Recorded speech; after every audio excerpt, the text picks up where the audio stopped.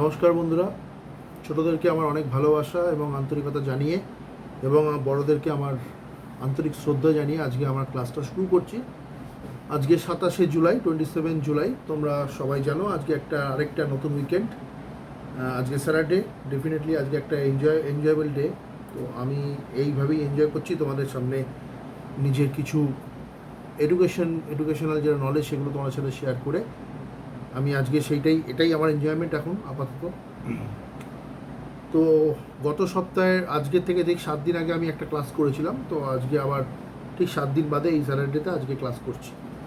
তো আজকে যে টপিকটা নিয়ে আলোচনা করব সেটা হচ্ছে ইনকাম ট্যাক্সের একদম একটা বেসিক বা একটা খুব কম্পালসারি একটা চ্যাপ্টার, মানে কম্পালসারি একটা ম্যাটার। সেটা হচ্ছে how to file ITR return online. এখন তো সব ম্যাক্সিমাম লোক অনলাইনেই রিটার্ন সাবমিট করে।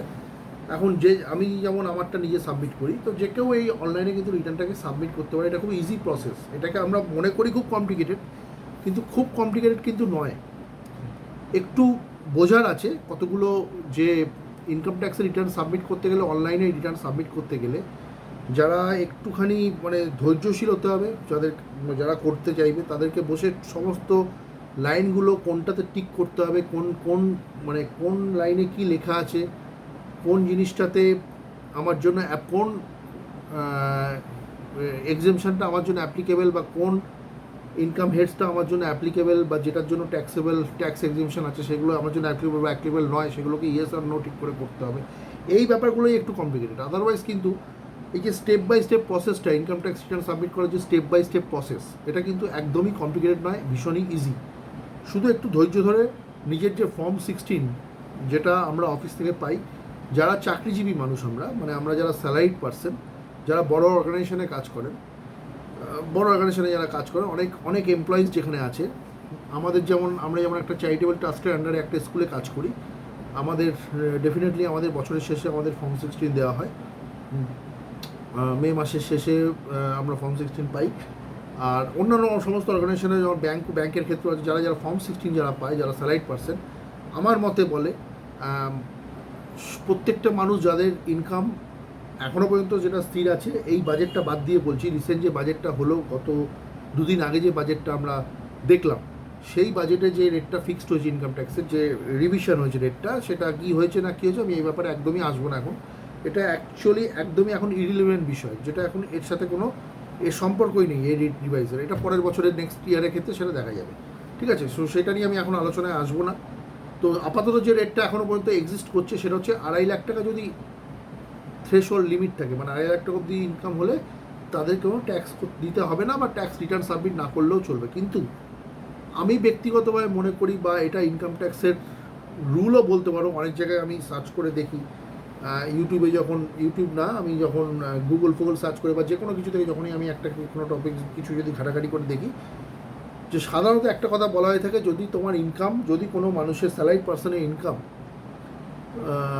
যদি 2.5 লাখ টাকার ওপর যদি হয়, এবার 2.5 লাখ টাকার ওপর হলেও যে তার ট্যাক্স হবে এর কোনো মানে নেই, কারণ রিবেট আছে, বিভিন্ন রকম আমাদের স্ট্যান্ডার্ড ডিডাকশান আছে 50,000 আপাতত, যেটা নেক্সট ইয়ারে হয়তো 75,000 হবে। তো স্ট্যান্ডার্ড ডিডাকশান বাদ দিলে বা রিবেট বাদ দিলে, সমস্ত কিছু বাদ দিলে 2.5 লাখ টাকার ওপর ইনকাম হলো, 3 লাখ টাকার ওপর ইনকাম হলেও কিন্তু অনেকের কিন্তু ইনকাম ট্যাক্স থেকে ছাড় হয়ে যায়, মানে ইনকাম ট্যাক্সটা কিন্তু এক্সেম্প্ট হয়ে যায়, মানে ইনকাম ট্যাক্সটা কিন্তু চার্জ হয় না।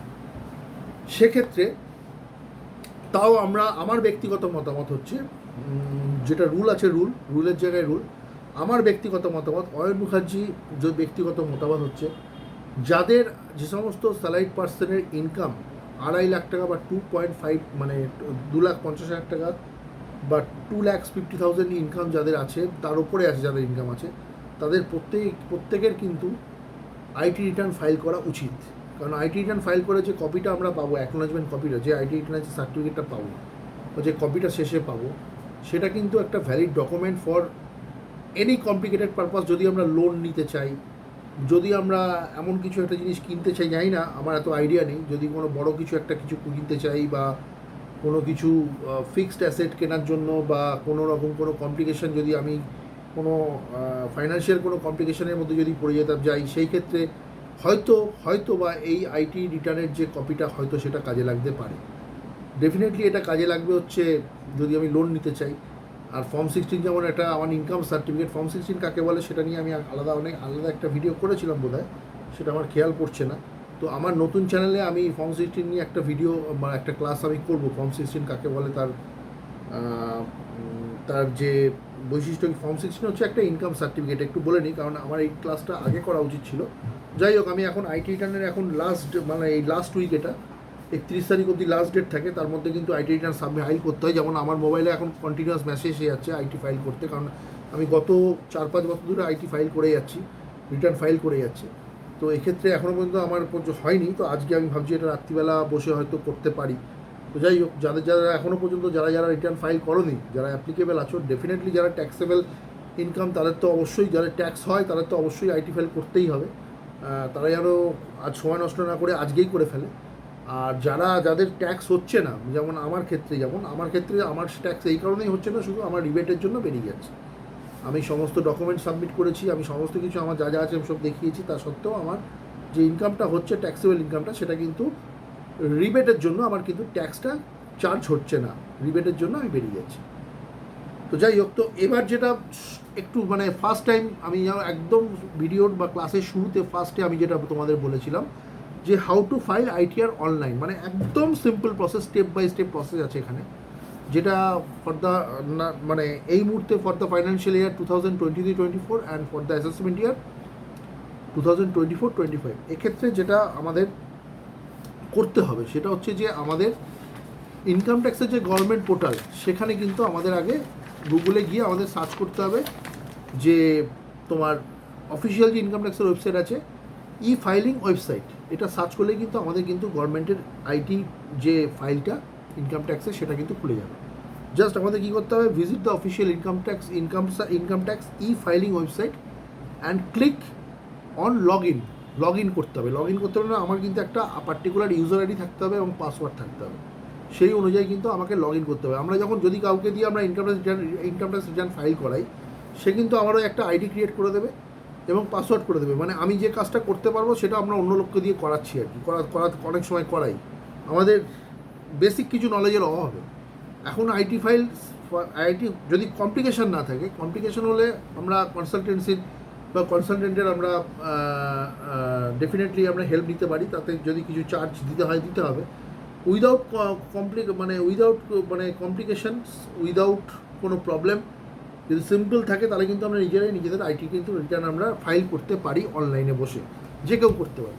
এখানে কনফিডেন্সও হবে, আমরা হয়তো করতে যাই না, যেখানে আমরা হয়তো ভুল হতে পারে। যেটা আমি বললাম একটা কথা, আইটি ফাইল করাটা কিন্তু খুব ইজি, কিন্তু আইটি ফাইল করতে গেলে একটু সময় নিয়ে নিজের ফর্ম 16টাকে ভালো করে পড়ে নিয়ে দেখে নিয়ে, এবং সেই অনুযায়ী তোমার যে বিভিন্ন রকম সেকশনস বিভিন্ন রকম পার্ট থাকবে, এক জায়গায় পার্সোনাল ডিটেলস থাকবে, এক জায়গায় ইনকাম ডিটেলসটা তোমাকে পুট করতে হবে ফর্ম 16 দেখে। পার্সোনাল ডিটেলসটা তোমার কিন্তু অটো পুট হয়ে থাকবে যদি তুমি আগে রিটার্ন সাবমিট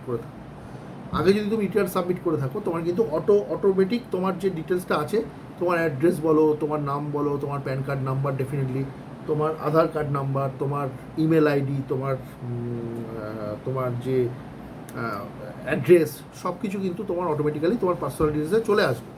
এবার যদি তুমি তোমার ফোন নাম্বার চেঞ্জ করতে চাও বা ইমেল আইডি চেঞ্জ, যেটা চেঞ্জেবল হবে, যেটা চেঞ্জের জন্য অপশান দেওয়া থাকবে, তুমি ইজিলি কিন্তু সেটাকে চেঞ্জ করতে পারো। ঠিক আছে? তো যাই হোক, তো ফার্স্টে আমায় কী করতে হবে, আমাকে আইটি রিটার্ন ফাইল করতে গেলে ফার্স্টে আমার কম্পিউটার বা ল্যাপটপ খুলে আমায় যেটা করতে হবে সেটা হচ্ছে আমাদের যে অফিসিয়াল ইনকাম ট্যাক্স সাইট, সেটা হচ্ছে ই ফাইলিং ওয়েবসাইট, সেটা কিন্তু আমায় খুলতে হবে। এরপরে দেখবে একটা অপশান আসবে লগ ইন অপশানস বা রেজিস্টার্ড অপশান আসবে। সেটা যাই হোক, যদি প্রথমবার রেজিস্টার করতে হয় তখন আমাদের নতুন করে একটা লগ ইন আইডি করে রেজিস্টার করতে হবে। তো এখানে লগ ইন আইডিতে কী দিতে হবে, আমার যে প্যান, সেটাই হবে কিন্তু আমাদের ইউজার আইডি সেকশনের লগ ইন আইডি। ঠিক আছে? Enter your pan in the user ID section. Pan কার্ডটা হচ্ছে আমার লগ ইন আইডি, আমার যে pan card, valid pan card. এরপরে আমাকে কন্টিনিউতে ক্লিক করতে হবে। তারপরে কী চাইবে, এবার একটা সিকিউরিটি চেকবক্সের একটা সিকিউরিটি মেসেজের একটা চেকবক্স আসবে, সেখানে টিক দিতে হবে, টিকটা ক্লিক করতে হবে। ঠিক আছে? তারপরে আমার পাসওয়ার্ডটা পুট করতে হবে। পাসওয়ার্ডটা আমি আমার নিজের মতো করে বানিয়ে নিতে পারবো, আমার যেমন পাসওয়ার্ড নিজের মতো করে বানানো আছে। এবার এই পাসওয়ার্ড দেওয়ার পরে ফার্স্টে তোমায় কী করতে হবে, লগ ইন আইডিতে গিয়ে তোমার প্যান কার্ডটাকে পুট দিতে হবে। প্যান কার্ড দেওয়ার পরে আমাকে কন্টিনিউতে ক্লিক করতে হবে। তারপরে আমার একটা অপশন, কন্টিনিউতে ক্লিক করলে ওখানে সিকিউরিটি চেকবক্সের একটা অপশান দেখাবে, সেখানে সেটা তোমরা খুললেই বুঝতে পারবে, খুব ইজি ব্যাপার। সেখানে জাস্ট একটা টিকটাকে টিক বাটনটাকে তোমায় প্রেস করতে হবে, দেন তোমাকে তোমার পাসওয়ার্ডটাকে পুট করতে হবে। যে পাসওয়ার্ডটা তোমার ক্রিয়েট করা আছে বা যে পাসওয়ার্ড যদি ক্রিয়েট করা থাকে ফরগেট পাসওয়ার্ড করে পাসওয়ার্ড তৈরি করতে হবে। পাসওয়ার্ডটা তো দেওয়ার পরে তোমাকে আবার কন্টিনিউতে কিন্তু ক্লিক করতে হবে, কন্টিনিউতে ক্লিক করতে হবে। এটা স্টেপ বাই স্টেপ প্রসেস।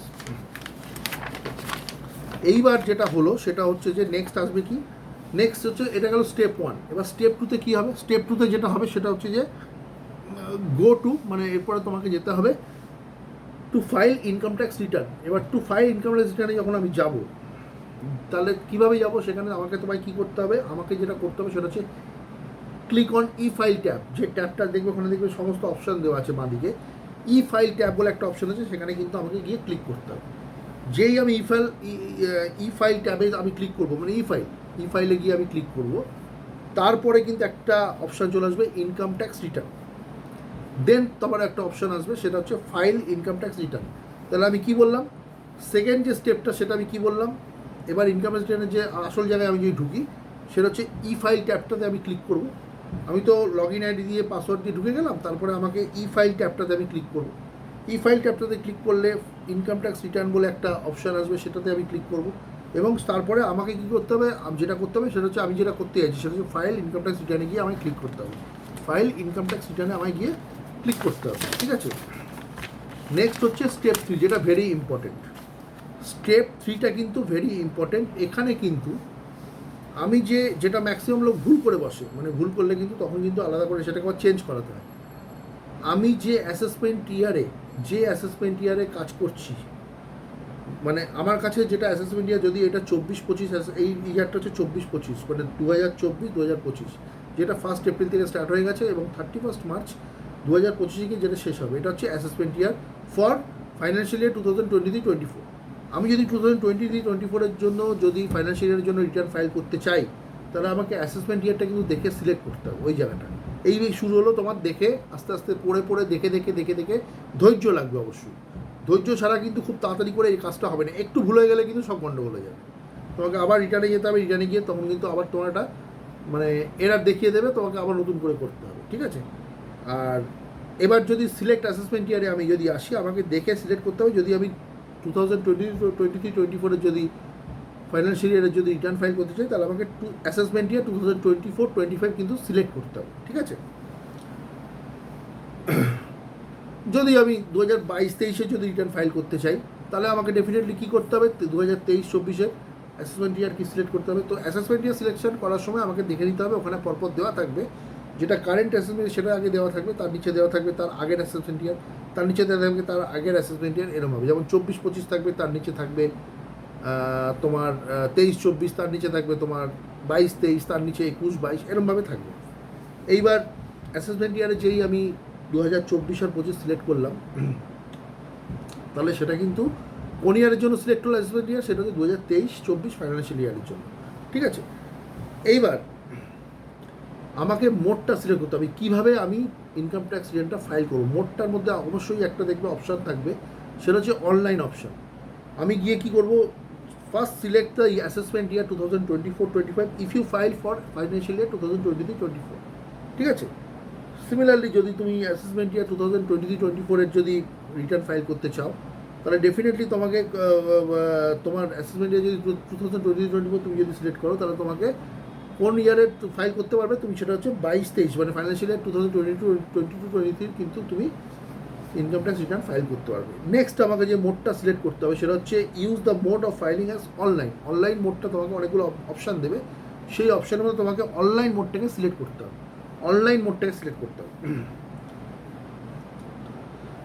এইবার select the filing type correctly, কোন কী ধরনের ফাইল তুমি ITR 1 যারা স্যালারিড ইন্ডিভিজুয়াল, যারা HUF, যারা স্যালারিড বেসিক্যালি যারা নর্মাল, যারা স্যালারিড এমপ্লয়ি, যারা লেস কমপ্লিকেটেড সব কিছু নর্মাল, যারা জেনারেল ক্ষেত্রে স্যালারিড এমপ্লয়ি হলো, সেটা কিন্তু ITR 1, যেমন আমি হচ্ছে ITR 1-এর কিন্তু রিটার্ন ফাইল করেছে। ওইটা হচ্ছে আমার ফাইল টাইপ, মানে select the file type correctly as original return or revise return.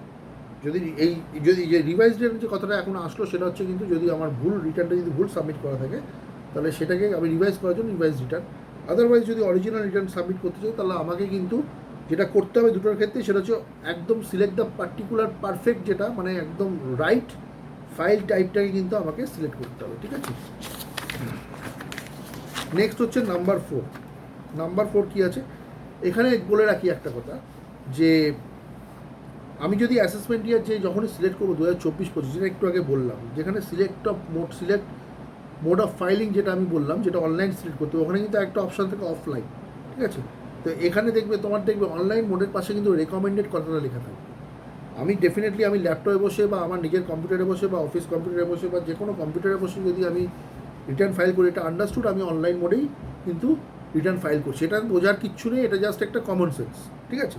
তো এখানে আমি অনলাইন মোডটাই সিলেক্ট করবো, দেন আমাকে কন্টিনিউ করে যেতে হবে। এবার নেক্সট আছে ফোর্থ স্টেপ যেটা আছে সেটা হচ্ছে select the status.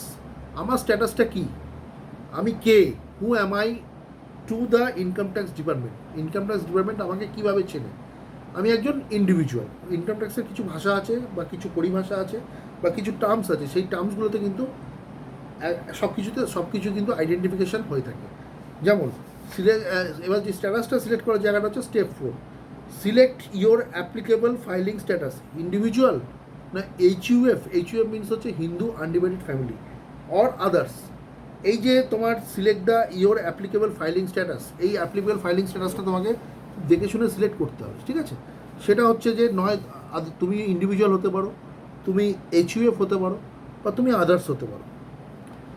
For filing of persons like you and me, মানে আমরা জেনারেল যারা আমরা স্যালারিড পার্সন, আমরা যারা মানুষ তারা ইন্ডিভিজুয়াল সিলেক্ট করবো, আমরা ডেফিনেটলি ইন্ডিভিজুয়াল।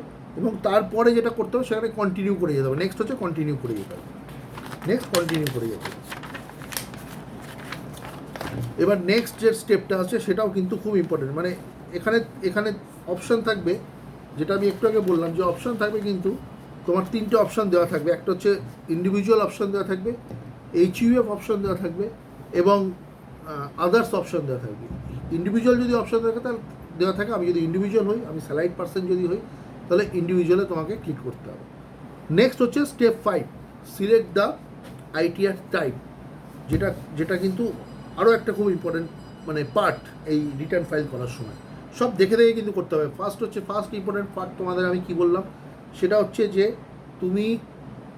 তুমি কোন অ্যাসেসমেন্ট ইয়ারের কিন্তু রিটার্ন ফাইল করছো, সেই অ্যাসেসমেন্ট ইয়ারে কিন্তু দেখে সিলেক্ট করতে হবে তোমাকে। 2024-25 তোমার ফার্স্টে দেখাবে, দেখবে সেটা তুমি সিলেক্ট করো, যদি তুমি 23-24-এর যদি রিটার্ন ফাইল করো।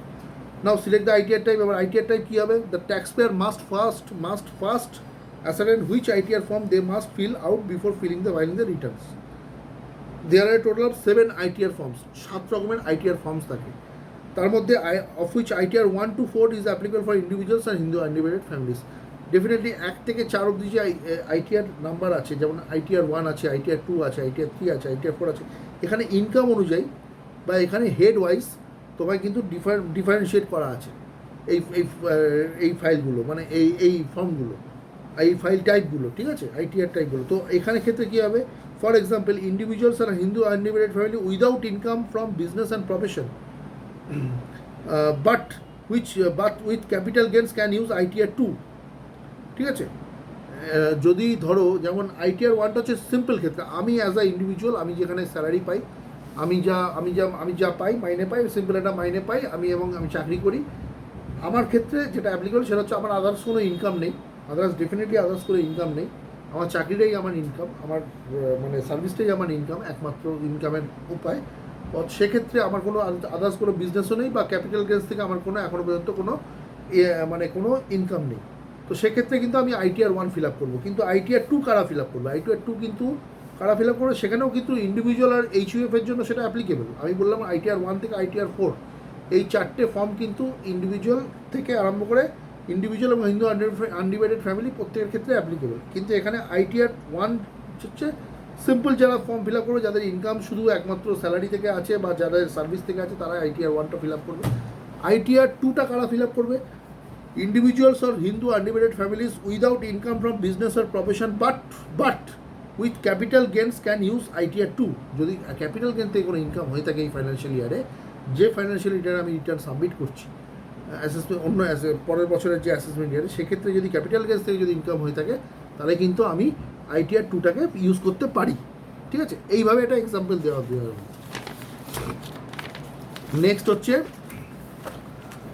নেক্সট হচ্ছে তোমার ফাইলিং ITR। ফাইলিং ITR এর রিজনটা কি?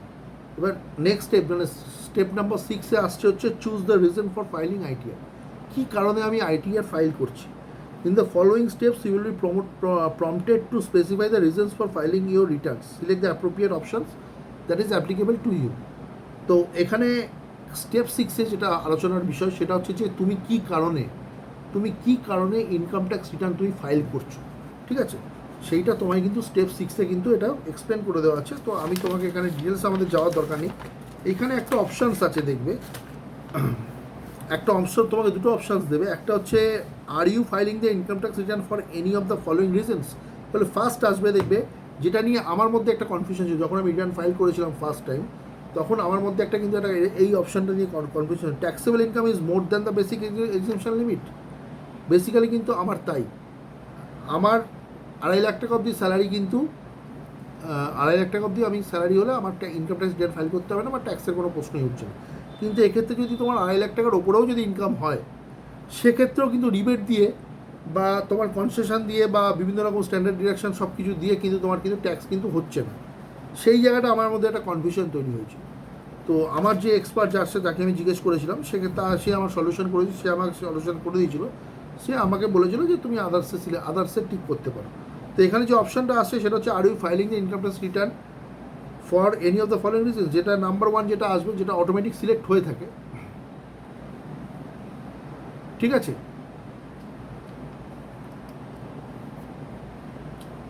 যেটা অটোমেটিক যেটা সিলেক্ট হয়ে থাকে সেটা হচ্ছে যে taxable income is more than the basic exemption limit, এটা একটা অপশান থাকবে। নেক্সট হচ্ছে filing return of income due to fulfilling any one or more below mention condition as the 7 provision of to section 193 subsection 1। ঠিক আছে, incur expenditure of an amount or aggregate of amount exceeding ₹2 lakhs for travel to a foreign country for yourself আর for any other reasons. এটা সবার ক্ষেত্রে applicable হয় না সাধারণত। আরেকটা হচ্ছে incur expenditure of amount or aggregate of amount exceeding 1 lakh or consumption of electricity during the previous year. আরেকটা অপশন হচ্ছে are you required to file a return as per the conditions prescribed under clause 4 of 7th provision of section 193 under section 1। এই অপশানগুলো যেগুলো আছে সেগুলো totally একটা সাধারণ মানুষের জন্য এটা অ্যাপ্লিকেবল সাধারণত হয়ে থাকে না। তো এক্ষেত্রে আমি দুটো ক্ষেত্রে আমি ঠিক করতে পারি। একটা হচ্ছে যে taxable income is more than the basic exemption limit, যদি আমার এটা হয়ে থাকে তো আমি এখানে ঠিক করতে পারি। আর যদি এটার জন্য অ্যাপ্লিকেবল আমি না হই, এই দুটোর জন্যই যদি আমি পরেরটা যদি আমি যেটা পড়ে শোনালাম তোমাদেরকে, আমার যেটা থিওরিতে লেখা আছে সেটাতে যদি আমি সেই ক্ষেত্রে যদি আমি ঠিক না করি, যেটা হচ্ছে যে filing return of income due to fulfilling any one or more below mention conditions as per the 7th provision to section 193 subsection 1। এইখানে যদি যদি এখানে এই অপশানসগুলোর জন্য যদি আমি অ্যাপ্লিকেবল না হই, তাহলে আমি আদার্সে গিয়ে ক্লিক করতে পারি, যেখানে ক্লিক করলে আমার কিন্তু কোনো প্রবলেম হবে না, আমার রিটার্নটা কিন্তু সঠিকভাবে সাবমিট হবে। ঠিক আছে, এবার যেটা তোমাদের যেটা জিস যেটা বলার আছে সেটা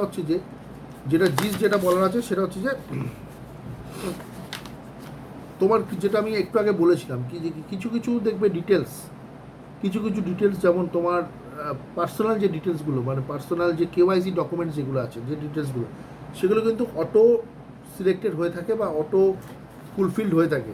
ঠিক আছে, most of the details such as PAN card, Aadhaar card, name, date of birth, contact information, bank details will be prefilled মানে আগে থেকে সেটা প্রিফিল্ড হয়ে থাকে। Then validate this details carefully before you proceed further. এবার তোমাকে সেটাকে ভ্যালিডেট করতে হবে। যেই তুমি ভ্যালিডেটে ক্লিক করবে তখন কিন্তু অটোমেটিক্যালি সেটা এই পরের বছরের জন্য, যে বছর তুমি রিটার্ন সাবমিট করছো সেই বছরের জন্য সেটা কিন্তু সিলেক্টেড হয়ে থাকবে এবং সেটা কাজটা কমপ্লিট হয়ে যাবে। তোমাকে বসে আর সেটাকে ফিল আপ করতে হবে। ফার্স্ট টাইম যদি তুমি রিটার্ন সাবমিট করো তখন তোমাকে দেখে এই ফর্মগুলো কিন্তু ফিল আপ করতে হবে, যখন তুমি রেজিস্টার হলে ফার্স্ট টাইম ইনকাম ট্যাক্সের পোর্টালে। ঠিক আছে, also provide your bank account ইনফরমেশনটা তোমার কিন্তু দেওয়া দরকার আছে। তোমার রিটার্ন ফাইল করে তোমার ইনকাম ট্যাক্স হোক বা না হোক, সেটা অনেকের ক্ষেত্রে রিফান্ডের একটা ব্যাপার থাকে, সেই জন্য ব্যাঙ্ক ডিটেলসটা সাধারণত লাগে। If you have already provided the details ensure that they are pre-validated. ঠিক আছে, যেটা আমি একটু আগে বললাম।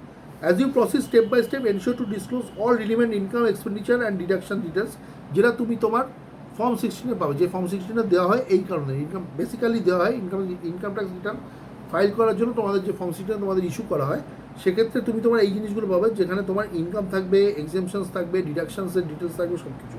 Most of information will be pre-filled based on the data provided by the employer, bank, etc. Review the information carefully to ensure it is correct. Review the information carefully to ensure it is correct. Confirm the summary of your return. Validate the details and make the payment of balance taxes. যদি কোনো balance tax থেকে থাকে, যারা taxable income হয়ে থাকে, তাহলে সেটা তোমরা পেমেন্ট করতে পারো ইফ এনি। তাহলে আমি কী বললাম, as you proceed step by step, ensure to disclose all the relevant incomes, expenditures, exemptions, income exemptions, deduction details. Most of your information will be pre-filled based on the data provided by your employer, bank, etc. Review the information, ভালো করে এটা পড়ে নেবে, দেখবে কোথাও কিছু ভুল information হয়ে আছে কি না, সেটা তুমি যদি কোনো ইনফরমেশন চেঞ্জ করতে চাও, তোমার যদি কেওয়াইসি ডকুমেন্টসের ক্ষেত্রে চেঞ্জ করতে চাও, যদি ফোন নাম্বার, তোমার ইমেল আইডি, সেগুলো তুমি চেঞ্জ করতে পারো। Review the information carefully to ensure it is correct, and then confirm the summary of your returns and validate the details and make the payments of balance taxes if any. ঠিক আছে? এবার return summary যেটা আমি বললাম, সেখানে তোমার কী কী থাকবে, personal information, যেখানে তোমার বিভিন্ন আধার, প্যান, কন্ট্যাক্ট নাম্বার সব কিছু থাকবে। এবার গ্রস টোটাল ইনকাম সেটা তোমার দেখে বসাতে হবে, যেখানে তোমার ফর্ম 16 সমস্ত কিছু দেওয়া আছে। ফর্ম 16 দেখলে ফর্ম 16 সারা বছরের তোমার ইনকাম স্টেটমেন্ট থাকে, সেখানে ডিটেলসে সব কিছু থাকে, দেখে সেটাকে ফিল আপ করবে, দেখবে সেটা মিলছে কি না। তারপরে ডিডাকশানসের একটা কলম আছে, ফর্ম 16 তোমার ডিডাকশানসেরও কলমে, মানে টোটাল ডিটেলস আছে, সেটা দেখে সেগুলো ফিল আপ করবে। তারপরে ট্যাক্স কত পে করেছো, সেটাও এক ব্যাপার আছে, সেটাও দেখার আছে। এবার নেক্সট যেটা সব থেকে ইম্পর্টেন্ট স্টেপস হচ্ছে, সেটা হচ্ছে যে সেটা হচ্ছে যে তোমার ভেরিফাই আইডিয়ার আগে কী করতে, ভেরিফাই করতে গেলে আমাকে একটা ব্যাঙ্গালোরের যে সিবিসি তোমার ইনফরমেশন যেটা আর কি, সিবিসি যে অফিস আছে, সেখানে কিন্তু আমাকে বাই কুরিয়ার বা বাই স্পিড পোস্ট আমাকে পাঠাতে হতো। এক্ষেত্রে কিন্তু এখন সেটা এখন আর দরকার লাগে না। তো ভেরিফাই আইটিআর রিটার্ন সেটা করতে হয়।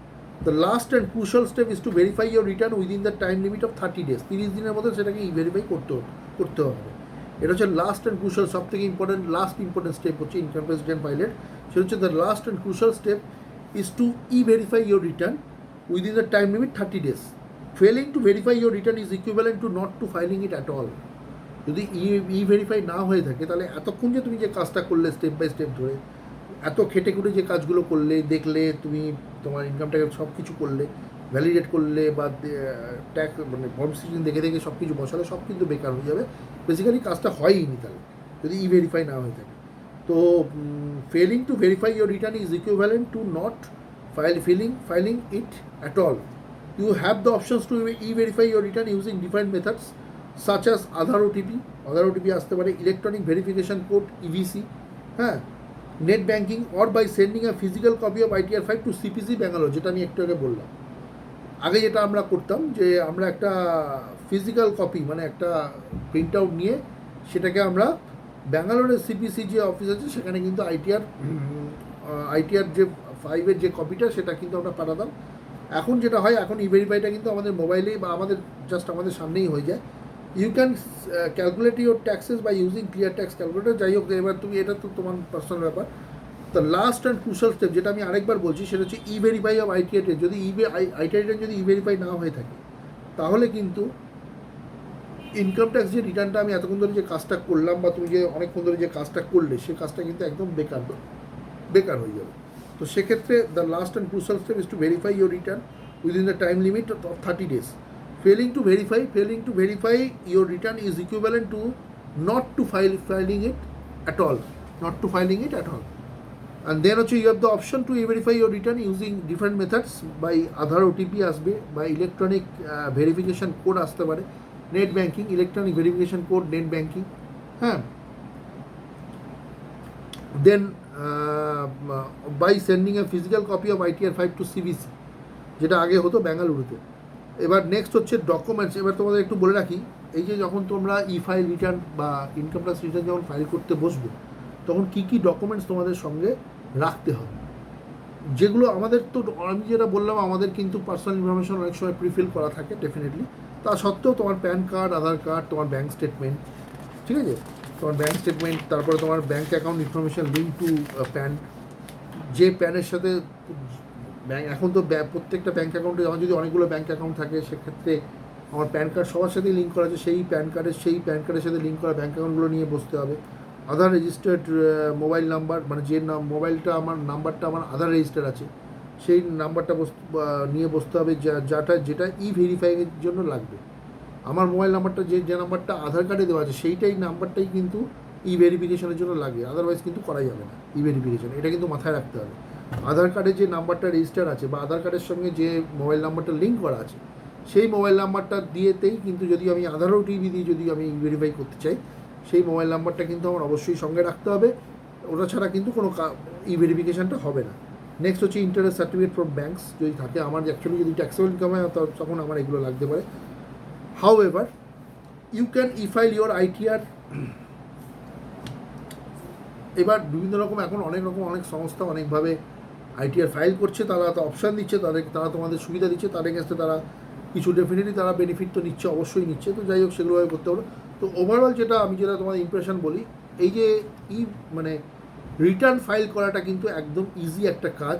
একটু যদি ইনকাম ট্যাক্সের ব্যাপারে জ্ঞান থাকে, বা একটু যদি অ্যাকাউন্টসের ব্যাপারে জ্ঞান থাকে, একটু যদি ধৈর্য থাকে, সময় থাকে, তাহলে কিন্তু আমরা যে কেউ কিন্তু আমরা রিটার্ন ফাইল করতে পারি থ্রু অনলাইন। যদি কোনো কমপ্লিকেশানস হয়ে যায়, তখন আমরা কমপ্লিকেশানসের ক্ষেত্রে সেক্ষেত্রে আমরা কোনো কনসালটেন্সির সাথে যোগাযোগ করে তাকে দিয়ে রিটার্ন সাবমিট, যেখানে আমাদের হিউজ ট্যাক্স হয়, যাদের প্রচুর টাকা ট্যাক্স হয়, তারা যখন রিটার্ন ফাইল করে, সেক্ষেত্রে আমরা কিন্তু কনসালটেন্সিকে দিয়ে করাতে পারি। কারণ তারা তোমাকে গাইড করবে সেইভাবে যে যেটা করলে তোমার ট্যাক্সটা কম হবে, বিভিন্ন রকমভাবে অপশান দিয়ে।